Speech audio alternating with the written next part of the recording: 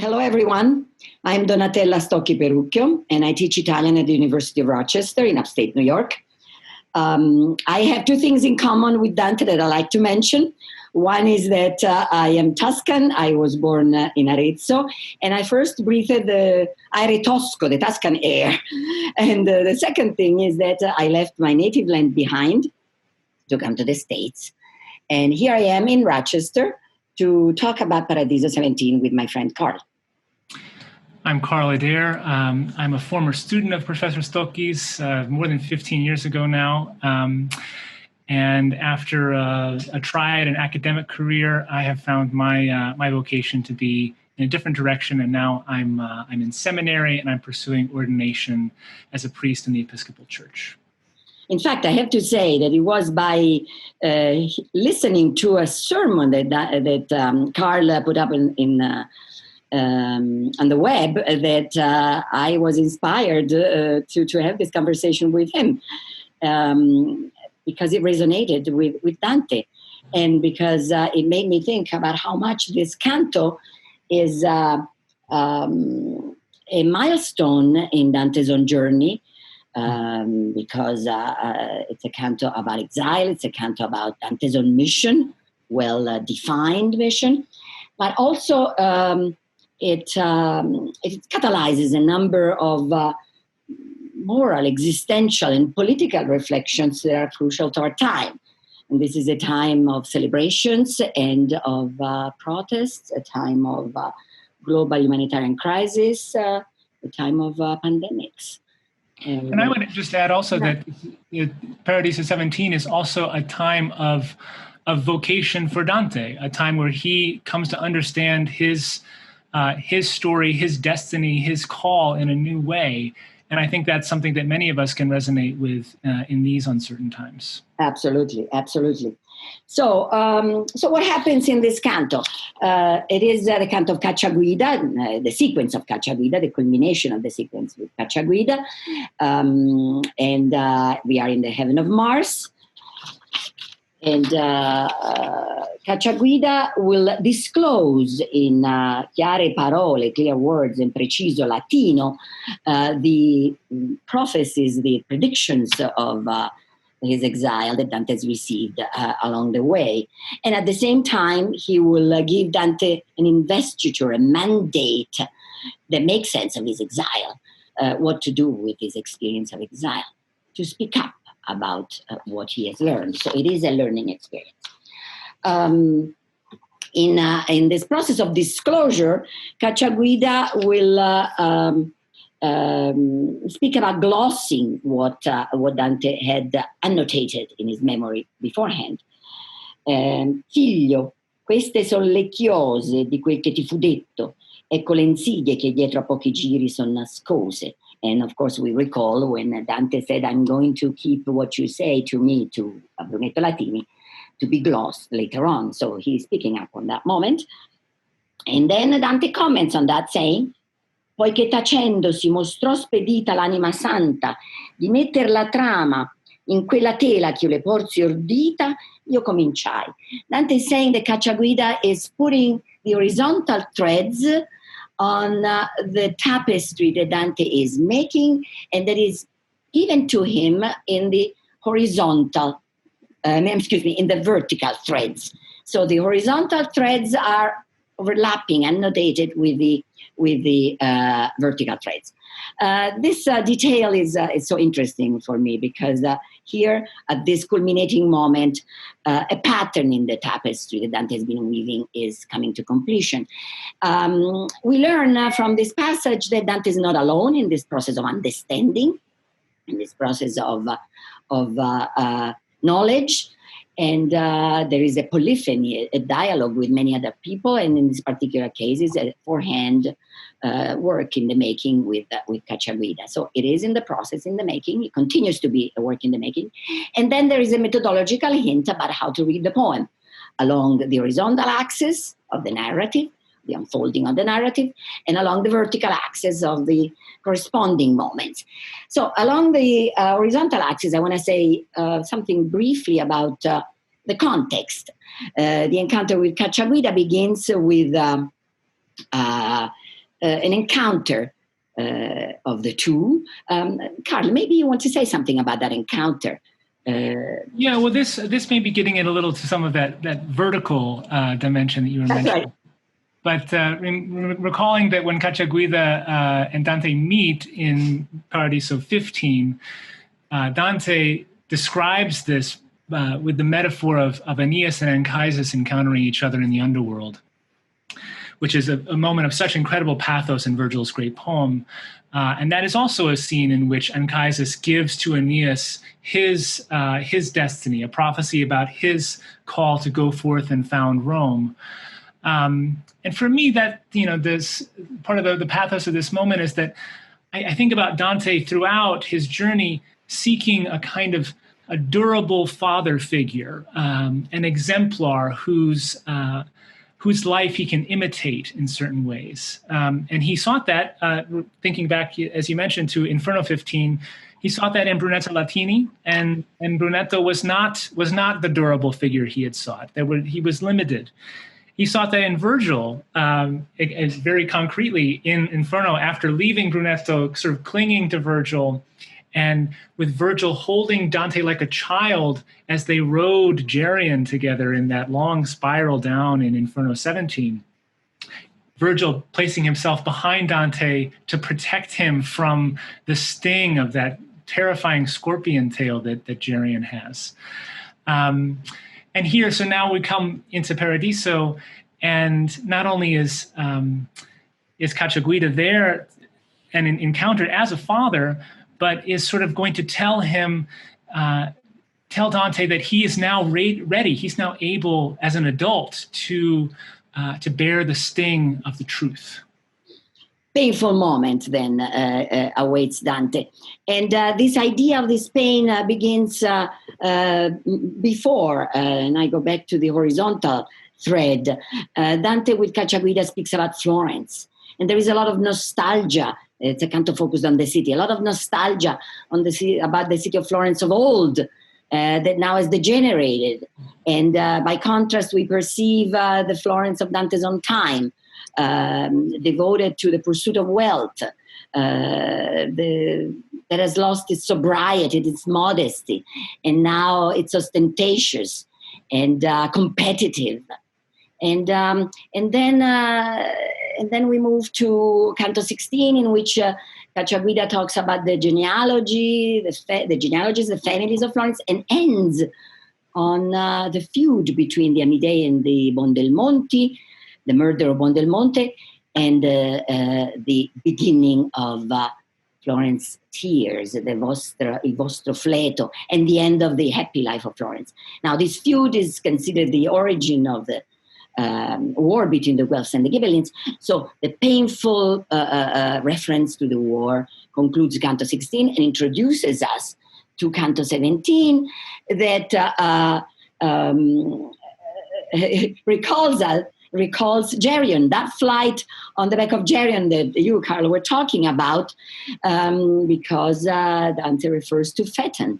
And Phaeton in Canto 17 was the one who failed in his daring journey. And Dante was hoping not to have the same destiny. He won't have the same destiny here. So that's why that moment is recalled. But the pain is there. And Cacciaguida is going to lead us into that.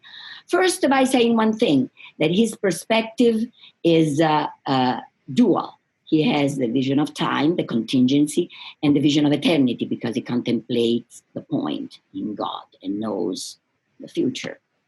At the same time, Dante immediately qualifies that statement, saying, don't think that this is deterministic, because the vision of God on our life course is like the contemplation of a ship that goes downstream and is not determined in its course by the viewer. So important statement about human freedom and choice. And then Cacciaguida begins by saying that he hears what awaits Dante as a music from an organ. There is this musical metaphor that is pervasive. They are pervasive in this sequence because we are in the heaven of music. And music is the world of harmony in which Dante inserts all the disharmonies of his world. So war is part of the disharmony. The Florence of his time is the Babylon, the city of confusion, vis-a-vis the city of peace that he's dreaming about, not just with nostalgia, but with the sense of the potential for the city to become a city of peace, a city of justice, and a dignity for all. So this harmony is, in the words of Cacciaguida, there is the sense of hope, the sense of promise, the sense of hope, of purpose. And Cacciaguida discloses these previous predictions by explaining to Dante the experience of exile from the existential point of view. First of all, and these are his words, tu lascerai ogni cosa diletta più caramente, e questo è quello strale che l'arco dell'ossilio pria saetta. So it is like an arrow that hits you and hurts you. This is leaving behind what you love. Tu proverai sì come sa di sale lo pane altrui e come duro calle lo scendere il salir per altrui scale. And I see some interesting stares here to comment on this verse. Carlo, what is it? Well, I couldn't resist. This is from the Castello di Poppi, the Conti Guidi in Poppi, which we visited together in 2007, I think it was. Yes, yes. And for me, these are the stairs that I still see in my mind's eye when I read this passage. Exactly. That's the place where I always make this reflection, even if the stairs are not the authentic one, but it doesn't matter. So the pain is to leave behind what is familiar. This is something that I, first of all, want to read existentially. In our existential experience, in order to grow, we have to defamiliarize ourselves from what is our comfort zone, family, values, food, house, home, and take a distance in order to reassert ourselves, find our identity. Something very crucial in the encounter with others. And Dante says altrui, it's a very important word here. In this defamiliarization, we come to terms with others. We have to come to terms with others. And at the beginning, it might be painful and hard. Dante talks about this flavor of bread, which is altered, sa di sale. So sale is bitter. It's something that suggests the tears. That's one aspect of it. And then the descending of the stairs is the experience of humiliation. Dante is poor. He's a refugee. He depends on the hospitality of his hosts, of his friends. So this is one aspect of it. The other aspect is historical and contemporary. Exile is pervasive in our world. It's everywhere. And we live in a world in which refugees are everywhere, escaping from war, from violence, from poverty, and trying to find their promised land. The same way, existentially, we all try to find our place in the world, our role in life, what I called also a promised land from that point of view. But then there is this historical necessity to find a place where one could live with dignity, in peace and justice. And so Dante forces us to put ourselves in the shoes of these people and to experience their condition the same way he experienced it. And this is the positive aspect of the humiliation, the humbling experience, becoming humble and leaving behind the centrality of our perspective and looking at the others as equals. That is, I think, the great message of this passage. And I'm thinking about the migrants, and I'm thinking about those who are traversing the Mediterranean every day when I think of that. And Carl, maybe you are thinking also of people who are exiled in their own country, right? Absolutely. We're recording this just a few weeks after the 4th of July, 2020.